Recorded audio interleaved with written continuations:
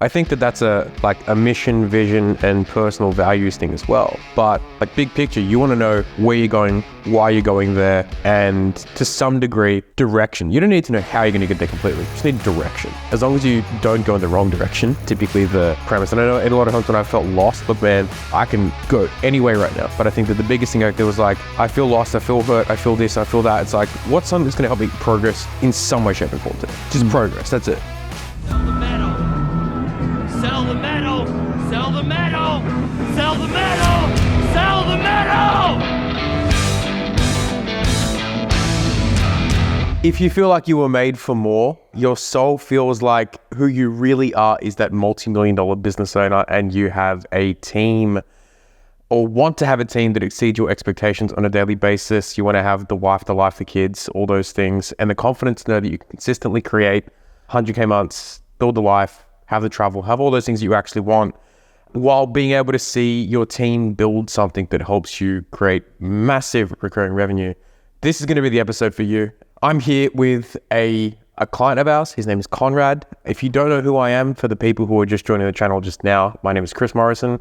I run a company called Predictable Sales. We have helped over 400 high-ticket offer-earning companies, so like marketing agencies, coaches, consultants, absolutely change their sales process, scale up their marketing, scale up their team, fix team inefficiencies, and be able to build great recurring revenue businesses and get to where they want to get to as well. I'm here with Conrad today with the intent of kind of like a podcast styled interview today, with the intent of Conrad's been with me in this house for the past 8 weeks. Yeah. 8 weeks now, right? 2 months. It's been a bunch of fun. He's come and worked here probably 3 to 4 days a week. And I thought, fuck man, why don't we do a podcast where like you can sit there and dig into all the questions that you would love to ask me if you were to start everything again, or whatever else that it is too, right? But maybe for the people who don't know who you are, give them a bit of an insight, like where we first met, what type of business you run, what kind of changes you've had being in and around us, and what inspires you the most about us, so we can sort of give a bit of a segue into what this will all be about. Cool. Yeah. So I first met Chris. Someone sent me a random video in Slack, and I was in another program, watched that video, and I was like, fuck, he understands my problems. He understands what I'm going through. And just like the way you articulated it was like, fuck, he knows something. There was just something about you. You had a little bit of an aura in terms of the way you were in that video. So I thought, fuck it, I'm going to go through the process. And someone reached out to me, and then I got further and further in the funnel. And it was kind of like, I wasn't wanting to be sold. Was this in the group? In the group, like a setter obviously reached out. I wonder who that was. The process. John? Yeah. John? It was John. Yeah, wow. It was a long time ago. Yeah. And no one had ever really reached out to me in that way before. Like genuinely curious, genuinely like caring about like what I was doing and what I was going through. And then we had the sales call, and you were like, just give it a shot. So I was like, yeah, fuck it, I'll just give it a shot. I was like the easiest close ever. I was literally the easiest close ever. That's kind of cool though, right? Like, because that's kind of what we want for you, for the clients that we work with, and anyone who isn't a client just yet, right? Like, we want people to essentially get to a sales call and be like, just fucking take my money. Yeah, it was definitely like that. I knew like on that call, I was like, yeah, this is exactly what I need. So I knew my problem, but no one had ever explained to me the way that you had explained my problem to me. Like, it was like you understood my problem better than I did. Mm-hmm. So it was like, fuck, I need that. I need that help. You run a marketing agency. Give them a bit of insight as to what you do, who you serve, problems you solve. Yeah, so I run a e-com like growth agency. So we mostly focus on like Facebook ads, which is like a lot of like creatives, as well as like some CRO stuff. So helping to like optimize the funnel. Currently doing around like 15, 16K per month. When I first like joined Chris's program, I was doing probably like 4 or 5. So now I'm like doing above 10, like consistently. And we're just signing clients up at $5,000 a month in money. Yeah. So last like 2 weeks ago. Where was that? Where was that when you first started? So I was doing like 1.5, 2 at most. So yeah, it's like nearly tripled the amount I'm charging for a client, which is good. And also like I was doing a lot of percentage of ad spend deals and like chasing invoices, and you introduced me to that monthly recurring model as well, which is nice because like last week I collected 12.5K and it was like I haven't had to go out there and like sell. Obviously I am because I want to grow, but like it's so nice to have that security that you know that money's coming in. That makes sense. So yeah, that's really something you introduced me to, because I wasn't really aware of like what monthly recurring was. I was just kind of doing what I'd been taught from like other programs, like you charge a percentage of ad spend. But then as well with that, it's not something that helps the client as well. So I think the new model helps the client and means we're working with people for longer as well, which is really beneficial. Yeah, that's really cool. What do you say like the biggest 1 to 2 problems that we solved with you were, in your opinion? So before I kind of worked with you, like I didn't have, I was basically reaching out to people on Upwork. So I didn't have like a predictable process in terms of getting leads. So you really helped me to get leads. That was like a big thing. And then the second thing was like getting high quality leads. Cause like I could get leads from Upwork, but like it was really hit or miss. And it was like bottom of the barrel, you're kind of like charging low prices. Now I'm like, I just signed up a client that's doing 400K a month, looking to go to $1 million a month. So like much higher level problems. So the way I solved that was you helped me fix the messaging, get me clear on like what I actually offer and how to actually articulate that in my messaging and in my marketing, which is probably like the biggest thing, is just being able to actually explain what I'm doing in a simple way. Because I think as marketers, we can make things quite complicated and kind of talk about all the things that we do, but you kind of help to simplify and I guess help the customer understand what benefits there are to you actually working with. Something that's so simple that I think that as marketers we do for our clients, but it's so hard because if we're inside the container, it's hard to see the label from the outside, if that makes sense. So like developing our own messaging, developing our own positioning in the market can be really hard because all we're looking at, in many cases, there's some great wins, but like to get to the wins, mainly we're focusing on fucking problems all day. Right? Yeah. So it can be challenging to perceive and do that too, which is awesome, man. And I've seen multiple times where you say like, man, I'm speaking to someone who's doing 500 a month. I'm speaking to someone who's doing this. I'm speaking to someone who's doing that. And like the level of client you're getting is fantastic, but it's probably more, in my opinion, a reflection of how fucking good you are. Legitimately, like how good you can understand the actual problems that the person that you serve in that type of e-com business is actually struggling with. And being clear on like, no, we don't solve, hey, let's get you more traffic. It's like, no, let's like, that's problem number one.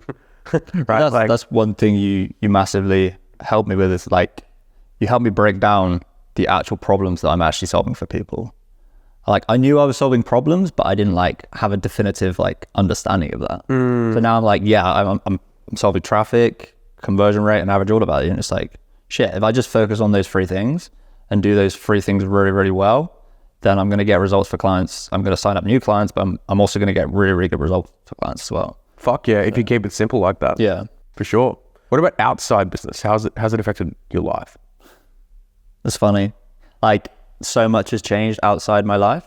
Like I think the biggest thing for me over the last like 3-4 months is like I had a long-term relationship, like 7-year relationship. I was avoiding a tough conversation for probably like a year, 2 years. Like I was wanting to grow. I was wanting to travel, like come places like this, go to the States.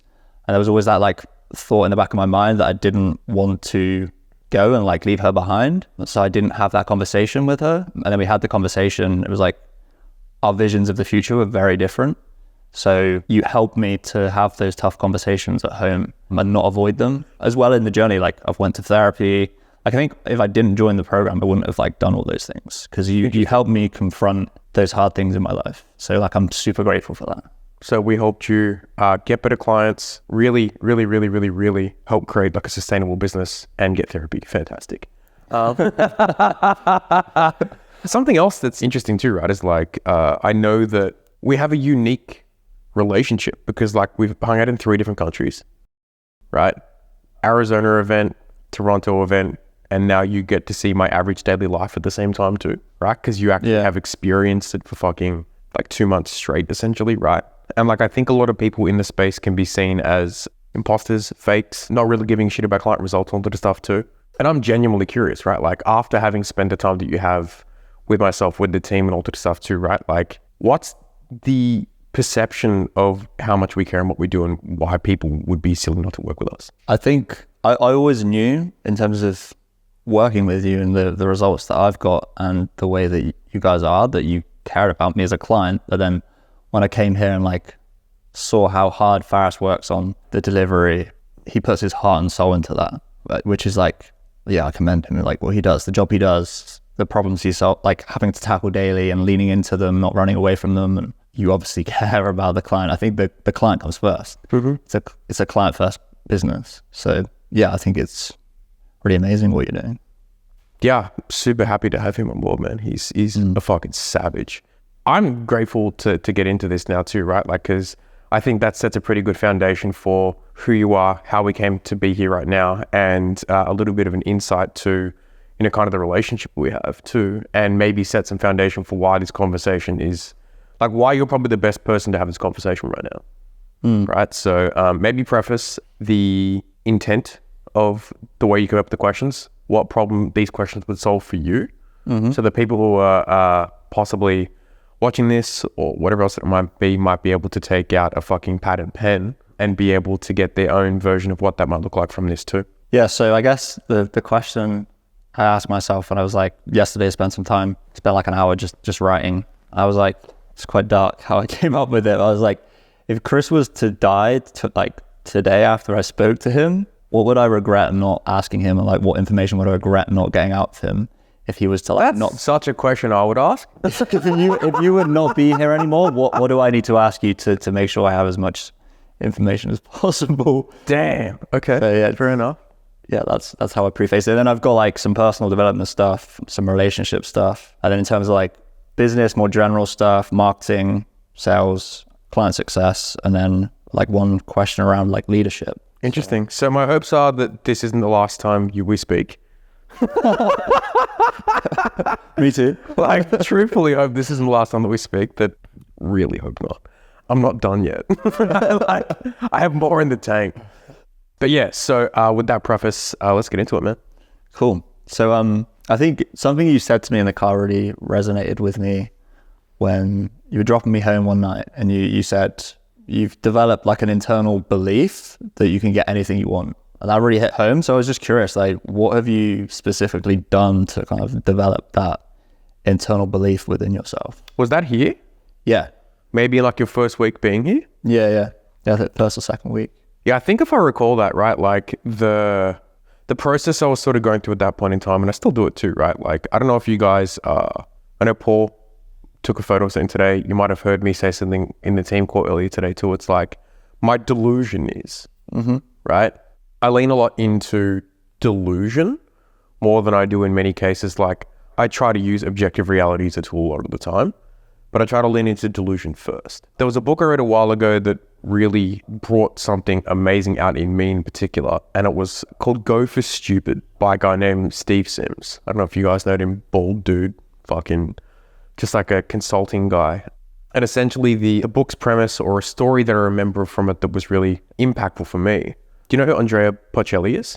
No. So he's like and I could butcher this too, right? But I'm pretty sure he's like a opera singer, right? Okay, yeah. From Italy.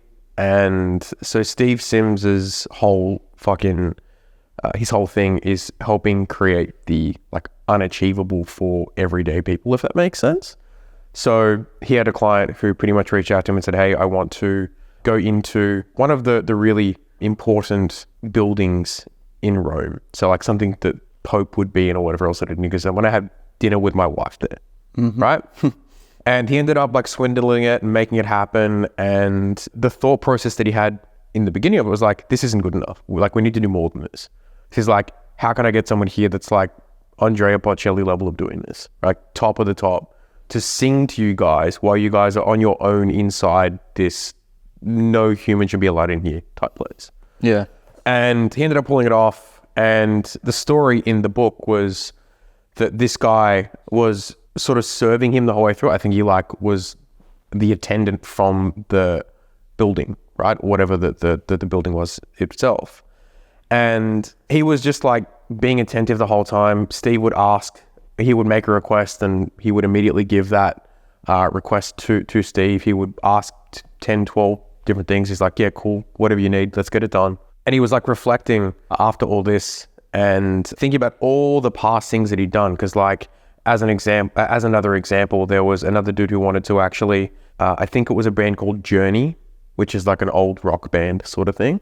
And the dude who he was working for, i.e. his client, wanted to meet Journey, just backstage, shake their hand, whatever else it is. He goes, that's not good enough.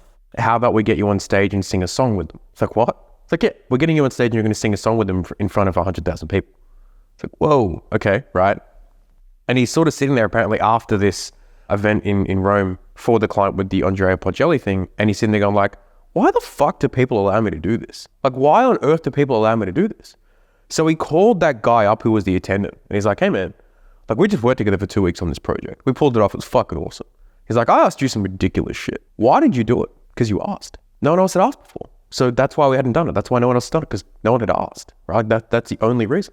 The whole premise of the book is that the idea is that the title of the book is Go for Stupid. And the whole premise of it is like, if it seems stupid, you should probably try and do it or ask for it, right? Most people typically won't do something because of the shame, the fear, the guilt, the insert label or rationale or reason as to why they shouldn't do something like that.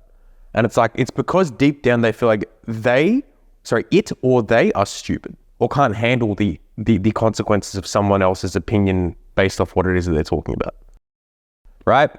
It's something stuck with me in that book. And the amount of times that I've sat there and I'm just like, what's the stupid version of this right now? What's the stupid version? And I remember I was thinking about it, I'm like, oh man, I have all these crazy connections.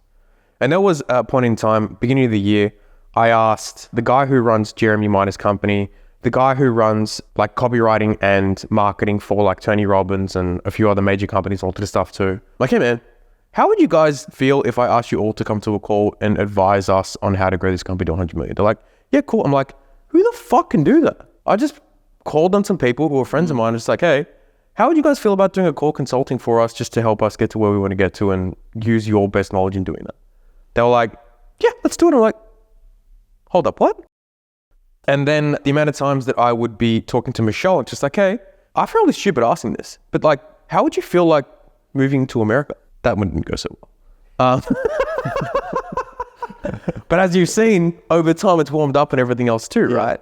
And I think that the internal belief is that there doesn't even have to be conviction. There doesn't even have to be internal self-belief. At some point in time, there does, because you have, like, after a point in time, you do have, your self-belief will catch up to the ask that you make. If you don't believe it, and you'll sabotage it. But why I believe I can probably do anything that I put my mind to is because, like, most people just don't fucking ask for it.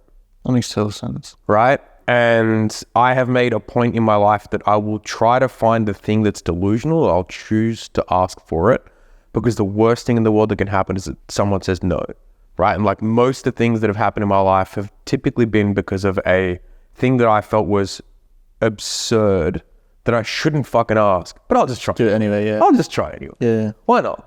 Like, I think that one of the questions... What's the worst that can happen?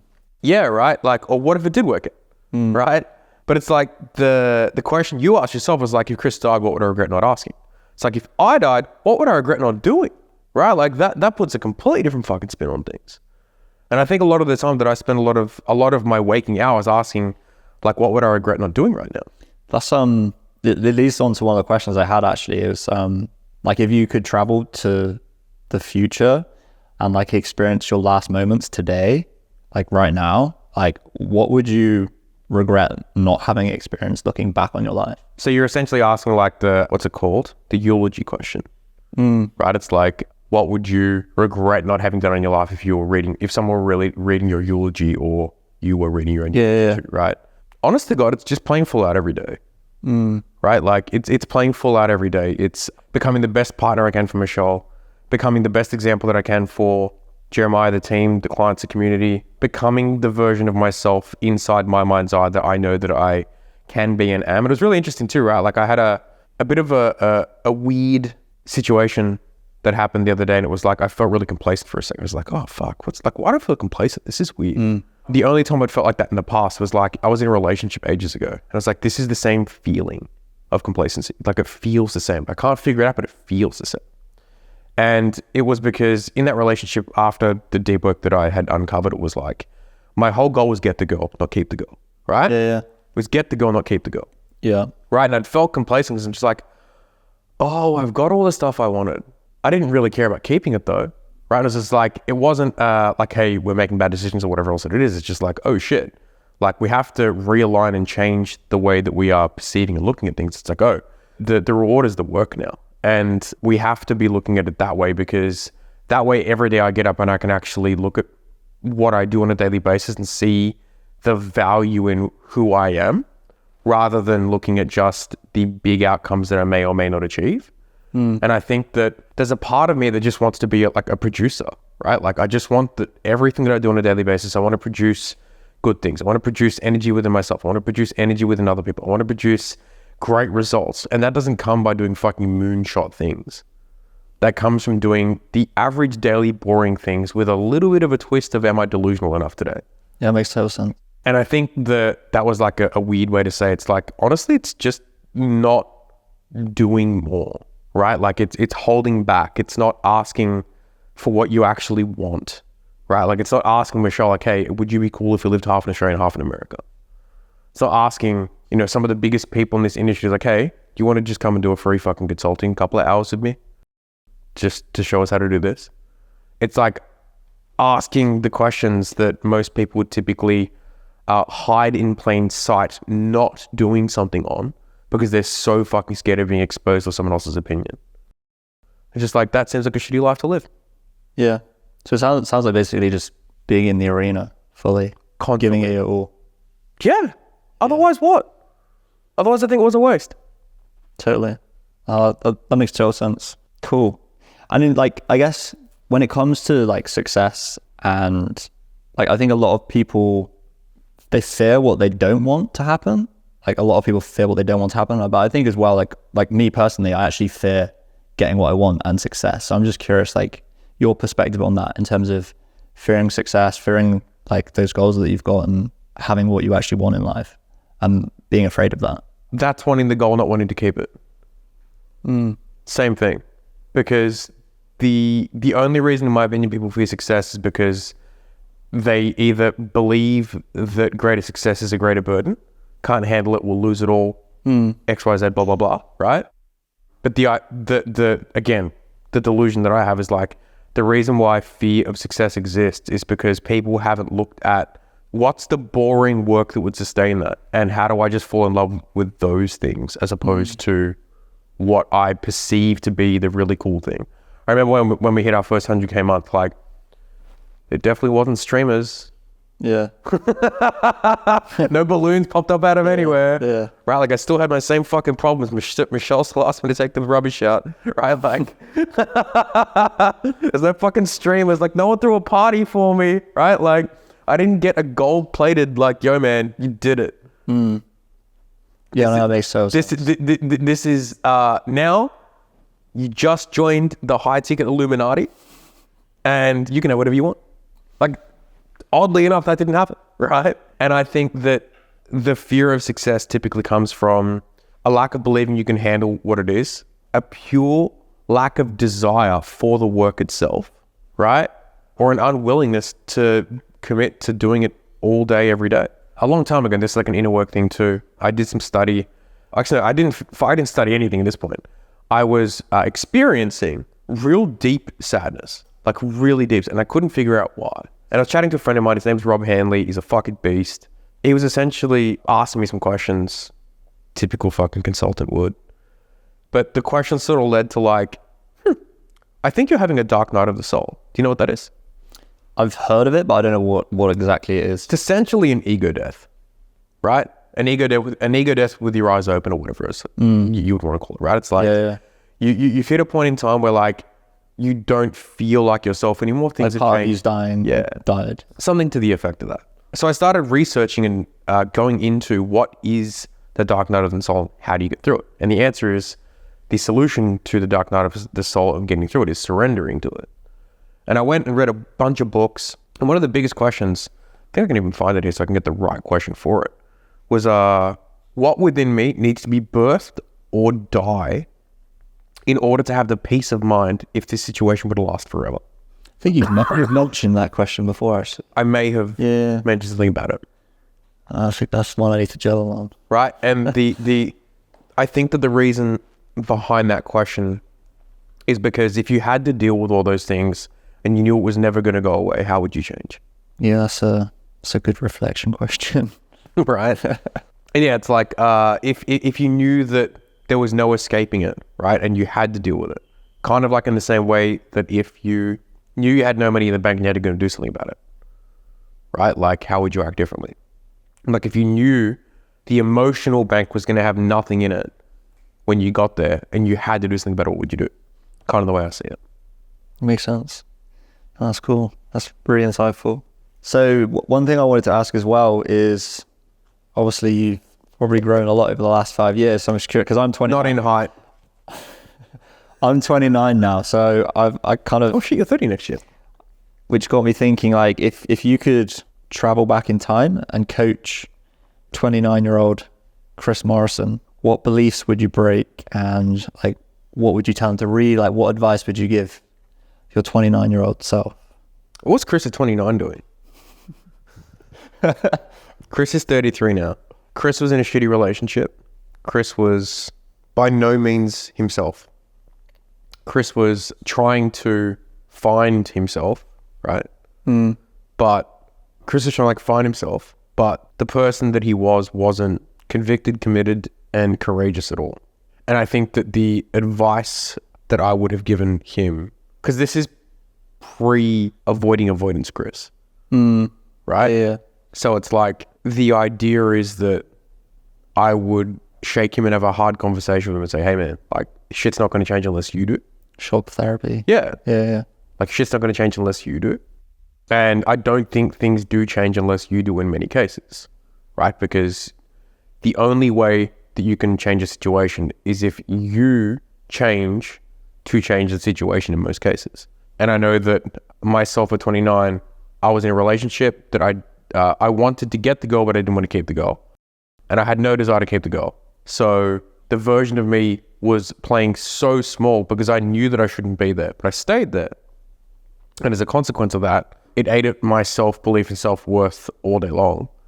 And if I had the guts to just get out of that relationship, and which I eventually did, but admit to myself that like I just wasn't good enough at anything. I didn't see anything through till its completion. Right?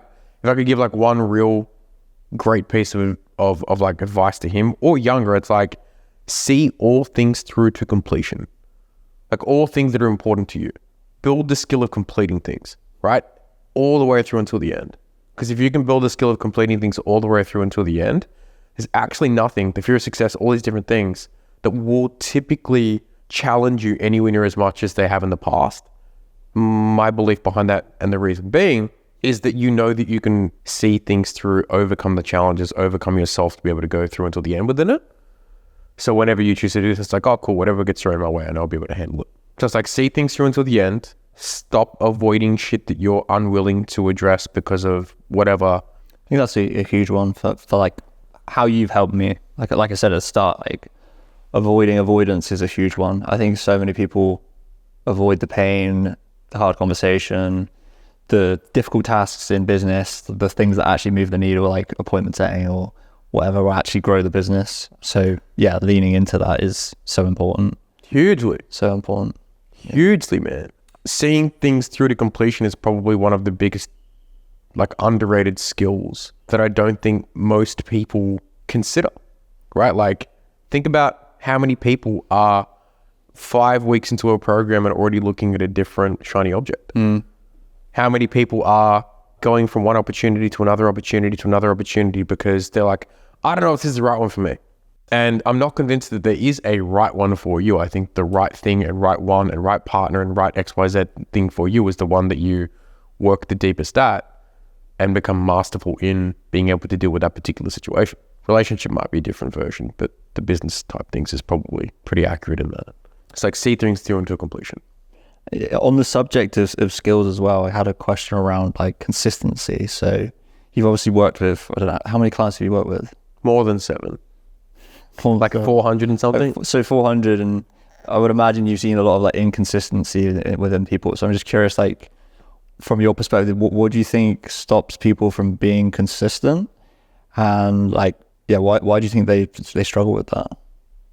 I think most people are inconsistent because they don't see themselves as someone who, again, or have never visualized themselves as the person who gets up and does the work every day. They've just visualized themselves as, or what they hope and dream to be the outcome of those things, as opposed to the person doing the work itself. So they need to envision the person that they need to become daily to do that. Actually visualize yourself doing the work. I don't remember where this came from, but it was like if you had to pick between two people to win a race, right? You got one guy who is training to win a race, and you got another guy who identifies as a runner, who runs every day, loves to run, and does that run three times a week already anyway. Yeah. Who's going to win? Yeah, he's going to smoke him. It's going to smoke him, right? Because he identifies as a runner, right? So that guy might win maybe once out of a million fucking times. And I think too many people are looking for the moonshot as opposed to the guaranteed success. And the guaranteed success, in my opinion, is going to come from choosing to view yourself as the person who is actively doing the work. And I literally mean, right? Like when most people are envisioning their best life, it's like the car, the boat, the this, the that, the fucking, the wife, the whatever the insert cool Instagram photo you'd like to post one day is. But it's like most people aren't like making a visual beauty inside themselves of what sitting at the computer for the hours they need to per day to actually produce the results they want actually looks like. Or the amount of hours they need to be on a call. Or whatever. Like I was so grateful to be on calls for the 4 or 5 hours I was sitting next to you before straight. It's like, oh, this is all going to move the needle. This is all going to be, and like I am being the person I need to be right now in order to actually create these things. So it's actually fucking amazing. The intention of the work you're doing as well is super important. Oh, huge. Yeah, huge. I think that's a mission, vision, and personal values thing as well. But like big picture, you want to know where you're going, why you're going there, and to some degree, direction. You don't need to know how you're going to get there completely. You just need direction. Right? As long as you don't go in the wrong direction, you're going in the right direction. Right? Like typically the premise. And I know in a lot of times when I felt lost, it's like, look, man, I can fucking go any way right now. But I think that the biggest thing I did was like, I feel lost, I feel hurt, I feel this, I feel that. It's like, what's something that's going to help me progress in some way, shape, and form today? Just progress. That's it. And if I can find the progress and I do the progress, then I typically find solace in myself again. Makes sense. So that's kind of the personal stuff. I've got a couple questions on relationships. I'm just curious, like, obviously you just got married. I did. You were talking a second ago about you've been through some bad relationships. So I'm just curious, like, what do you believe are the core ingredients and like pillars of a healthy, loving relationship? I did just get married. You were there. I saw your chest hair. It's fantastic. That all rhymed too. That was so good. Core pillars of a good relationship? Was that the question? Yeah. Okay. So I'm blessed that I have had a lot of shitty relationships to know what I don't want. Right? Yeah. Kind of like when you take clients on, like, like the ideal client profile. Right? Like the ideal client profile, the amount of people that will typically ask the questions like, fuck man, I don't know what niche to pick. I'm like, have you chosen who you don't want to work with? They're like, no, I've never seen it that way. It's like, it's so much easier for you to communicate what you don't want because of your past experiences that were negative or whatever else that it might be. That was a big lesson from one of the mastermind events. Oh, really? When you went through that. Was like, Toronto. Who do you not want to work with? Who do you not want to work with, right? Yeah, that makes it really easy. Super good frame to think from, right? I've always been like, I guess I identify as like an inverse thinker. Because like, if I can't get the answer, if I ask the opposite of the question, I typically get the answer I want because of the process of deselection. I think that's a thought pattern or frame of thought that I've definitely picked up from you. I've found it just clarifies things so much quicker and easier. Yeah. But the question was like, what are the core pillars of a good relationship, right? I think big picture, right? Like you need to know who you are and what you want first. Who you are, what you want, and what you don't want. Start with what you don't want if you aren't clear on what you do want. And you can easily discern that over time and active pursuit in discerning what you don't versus what you do want. Get clear on what you're here on earth to do, right? Like, what's your calling? Like, if you ask yourself the question, like, what am I called to do, as opposed to what should I do this year, right?